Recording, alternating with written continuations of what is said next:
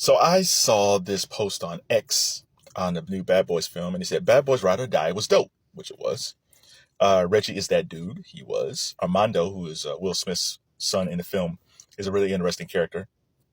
And Melanie Liburd, who plays a new character that I won't spoil, is my newest celebrity crush. She's fine, black, and British. That she is. So a lot of people know Melanie Liburd from Power Book 2. I think she played a professor or something. Like, I'm not a fan of the second Power spinoff, of the first Power spinoff. Like, once they killed off Ghost, I was like, well, if there's no Ghost, I'm not watching. But yeah, I remember Melanie was in that. But the first time I saw Melanie, she was on This Is Us. Now, I'm a big fan of Randall and Beth, and I love Beth. It's like, if I ever had a wife, it would be Beth Pearson. But then they gave her a cousin Zoe. And it's like, listen, I'm already in love with Beth, but who's cousin Zoe? And she was in a relationship with Kevin. Kevin dated everybody, but it was nice. It was nice when she was on there. It wasn't that long. I think she was on there I can't forget what season she was, but she was good on it. And then I found out she was British. I was like, oh, she's even more beautiful with that accent. But enough about my celebrity crush on Melanie Liburd. Let's talk about this film. So I will say Bad Boys Ride or Die is a really good film. If you're looking, it's supposed to be hot throughout the country, especially on the East Coast and the Midwest. So if you're looking for a cool place, go to the cinema, get your high priced popcorn, your super high pops, and enjoy this really good action movie. Like the cinematography, the action, Miami looks wonderful. It's a really good, fun movie. However, I would say the last one, Bad Boys for Life, is actually a better film. Now, Bad Boys for Life came out in January 2020, right before the pandemic. Like, it was like breaking tons of records for a January release back then. And I knew the pandemic was coming because I was watching BBC News. And it's like, oh, this does not look good in China and India. Hopefully it won't come here. And so when Bad Boys for Life came out, everything was cool. Then, everything got shut down. But Bad Boys for Life, the script was better. I like the overall story of Bad Boys for Life. If that was going to be the last film, that was a good way to end the film. But they left the door open for another one. And it was so weird that it came out in January because Will was always opening up films in July. But at that point, it was so many years in between the Bad Boys films. It was like over almost 20 years between those two. I think the other one came out in 2003 or 2002. The second one. So it was a lot of years. So I guess maybe the studio wasn't sure how people would like it. And it was fantastic. Ride or Die is really good. The difference is the comedy kind of fell flat for me, which I hate saying this because I love Martin and I love Will. And I think part of the reason is Martin is just slower now. He's not that rat-a-tat-tat dude that's on the Martin show. And I think if he still had that type of energy still, I think the comedy would have hit a little bit harder. But I'm not sure physically what's going on with him, but he's not the same guy. And maybe one day he'll probably talk about what's going on with him. Because it's not old age at all. There's something else going on. The one good thing is he's very active in this one. I think in the last one he was I think he had broke his leg or something like that. So he was sitting a lot in the last one. But this one, he's a lot more active. And so some parts I looked at, oh, he's kind of like the old Marty Marr again. And then it's like, no, he's not. But, there's spaces in that.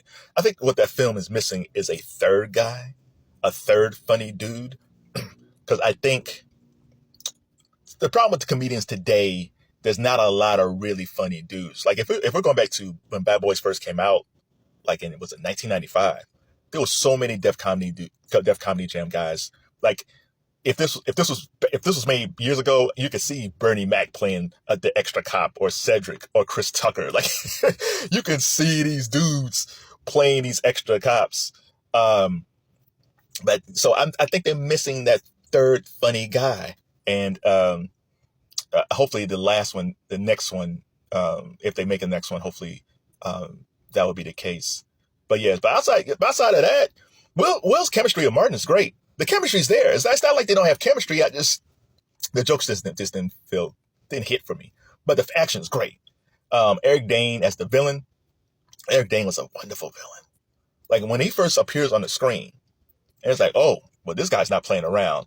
And in fact, I actually wished he killed more people. I really wanted Eric Dane. If you don't know Eric Dane was McSteamy on Grey's Anatomy. And for younger people, he's the dad that's on Euphoria. I really wanted him to really be really sadistic. And maybe when they were writing the script, they could have gone another way with his character, which would have been horrible, but great drama for the next film. But they ended it differently. But yeah, I wish he did kill more people, because he was a really solid villain. If you're a Vanessa Hudgens fan, she's not in it as much as the last one, but she looks good in it, like she always does. She's pregnant now, so we'll see if Mama Hudgens will make an appearance in the next one. But they will probably make one more. And they should make one more. Because the way Bad Boys Ride or Die ended, it's a good ending. It was a nice ending. It was a funny ending, right? It was a good ending. But it's not a way that you want to see these guys end their characters. And I think the next film will probably be the last film. The problem is Will's already 55. And I think he'll probably be 56 this year. Martin's already 59. They can't keep on going like this, because they'll both be way in their 60s. Because they can't wait another 4 years for the next one to come out. Now again, you had the pandemic, so that's a 1 year off.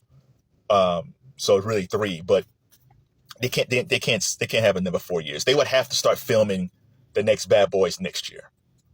For them to still look kind of youthful-ish, they got to start filming sometime in 2025.